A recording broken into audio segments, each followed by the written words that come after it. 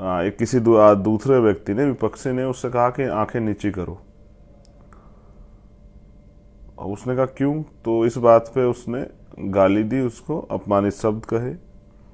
फिर वो अपने परिवार के लोगों को बुलाया और उसको पिटाई की गई। इस बात के खिलाफ उसने मुकदमा दर्ज कराया। मुकदमा दर्ज कराने के बाद गिरफ्तारी हुई, 3 दिन में बेल हुई। और ये जो विपक्षी गण है ये लंबे समय से साजिश कर रहे थे उसके पीछे। और एक दिन मौका लगते 15 तारीख को 2 लोग जिन्होंने हत्या की, उनके साथ बहुत सारे लोग जो नहीं दिखाई दिए, लेकिन उन लोगों ने साजिश में हिस्सेदारी की। 3 दिन तक उसकी रेकी करके और पीछे से चाकू मार के उसकी हत्या कर दी। अब जितेंद्र के एक परिवार में कौन कौन? जितेंद्र के एक पिताजी हैं जो पैरालिसिस हैं, जितेंद्र की माँ है, जितेंद्र की 4 बहनें, जितेंद्र के एक बड़े भाई, फिर उनका चाचा ताऊ का परिवार।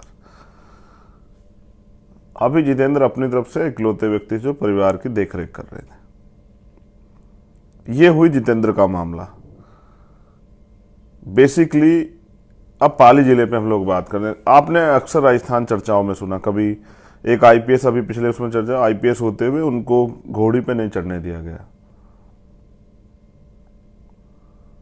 तो फिर पुलिस सुरक्षा में घोड़ी पे उनकी बिंदोली निकली, बारद्वारी हमारे यहाँ कहते हैं यूपी में।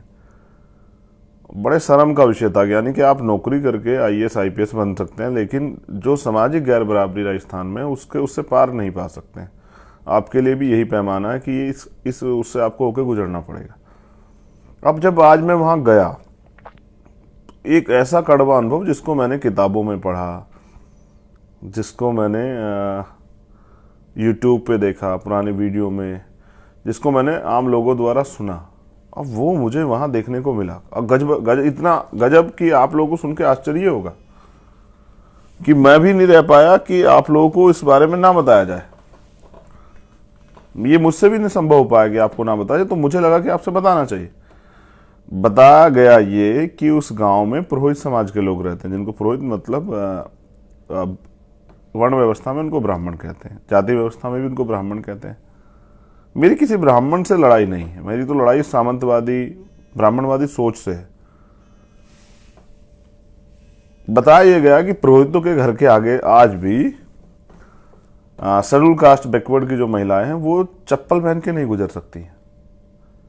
अगर गुजर जाती है तो ये पुरोहितों का अपमान है, और अपमान की फिर सजा है।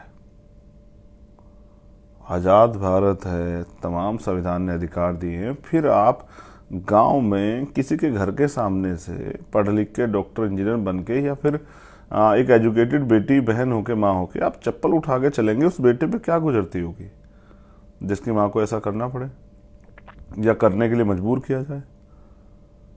कुछ गांव ऐसे हैं पाली जिले में जहां आज भी